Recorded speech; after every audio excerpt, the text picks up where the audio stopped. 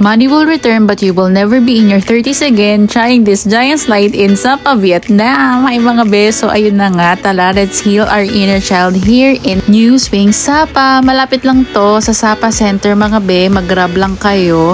At ang entrance fee dito ay 150k dong with free bottled water. At talaga yung pinuntahan namin mga be kasi gusto namin ma-experience itong napakasaya talaga na giant slide. Itong drone shot na to, additional 100k to mga be. So around 200 pesos siya. Sobrang saya niya. As in, ito yung first naming slide niyan. Sobrang saya ko niyan. Parang shucks, ito talaga healing my inner child talaga. Sobrang cool na experience for me. At pwede ka palang mag-slide up to 5 times mga be. Hindi siya only, pero siguro mga naka 6 times din kami niyan. So yan, ulit-ulit lang. Medyo nakakapagod kasi yung pag-akyat pataas. Kaya siguro sakto na yung maka 5 ka. Super fun. As in, parang dito palang sulit na yung bayad namin na around 300 pesos each. Kasama din sa entrance fee itong 20 minutes na pagsakay sa parang electric bike or electric car. Ang cute lang mga be. Kasama namin dyan mga bagets.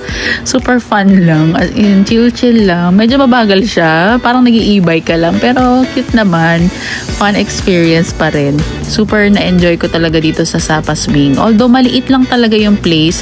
Pero maraming activities. Siguro nitong time na to, hapon na kasi nito, konti na lang yung tao. Ayan may trampoline pa.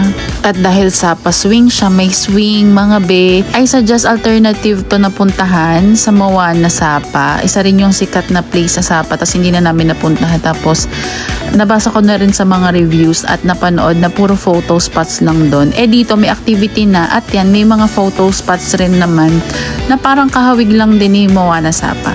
So yun lang mga be, highly recommended ko na pumunta kayo dito sa Sapa Swing kasi malapit lang talaga siya sa Sapa Center. Just been here!